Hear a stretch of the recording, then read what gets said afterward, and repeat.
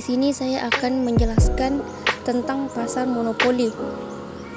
Tapi sebelumnya saya akan memperkenalkan diri.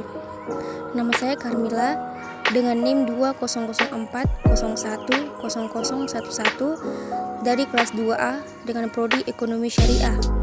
Baiklah, langsung saja. Adapun latar belakang pasar sebagai kumpulan jumlah pembeli dan penjual individual mempunyai karakteristik tertentu.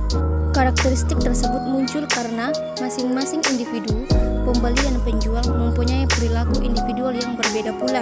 Di dalam biaya produksi terdapat karakteristik pasar tertentu, di mana dalam pasar tersebut terdapat satu penjual dari satu produk atau barang atau yang tidak mempunyai alternatif produk pengganti atau biasa disebut dengan substitusi. Adapun pengertian pasar monopoli. Pasar monopoli adalah suatu bentuk pasar yang hanya memiliki satu penjual atau produsen dengan banyak pembeli. Orang yang melakukan monopoli terhadap suatu pasar disebut sebagai monopolis. Kemudian adapun ciri-ciri pasar monopoli. Yang pertama, terdapat satu orang penjual dengan banyak pembeli di pasar. Karena sifatnya ini, pembeli tidak dapat beralih ke penjual lain meskipun mereka dirugikan dengan harga yang ditetapkan. Yang kedua, tidak terdapat barang pengganti yang dapat disediakan oleh pihak lain selain penjual yang ada di pasar tersebut. Yang ketiga, terdapat hambatan dalam memasuki pasar bagi perusahaan baru. Hambatan yang ada dapat berupa undang-undang, teknologi mutakhir yang dimiliki, dan modal yang sangat besar, dan lainnya. Kemudian yang selanjutnya, ada macam-macam monopoli. Yang pertama, ada monopoli by law, monopoli oleh negara untuk cabang-cabang produksi yang penting bagi dan menguasai hajat hidup orang banyak. Yang kedua, ada monopoli by nature, monopoli yang lahir dan tumbuh secara alami karena didukung iklim dan lingkungan tertentu. Yang selanjutnya, di sini ada kelebihan pasar monopoli. Yang pertama, sifat barang yang tidak memiliki barang substitusi dekat maupun perusahaan monopolis tidak perlu menggelontarkan banyak uang untuk melakukan promosi dan iklan agar pembeli dapat membedakan produknya.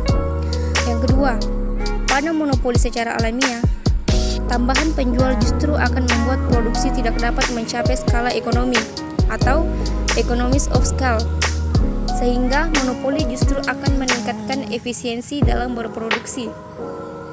Yang ketiga, dengan monopoli, pemerintah dapat menjaga sumber daya alam yang penting bagi masyarakat. Yang keempat, dapat melindungi hak kekayaan individu, sehingga semakin mendorong dilakukannya inovasi. Selain kelebihan, adapun kekurangan pasar monopoli.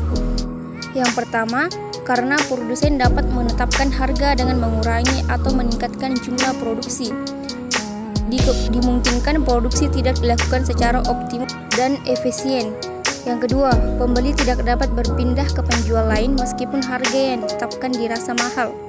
Yang ketiga, keuntungan terpusat di produsen karena konsumen tidak memiliki pilihan selain membeli dari produsen tersebut untuk memenuhi kebutuhannya. Itulah tadi sedikit pemaparan materi tentang pasar monopoli. Mudah-mudahan dapat bermanfaat bagi kita semua. Jika masih ada kesalahan, mohon dimaafkan karena di sini kita sama-sama belajar. Terima kasih. Wassalamualaikum warahmatullahi wabarakatuh.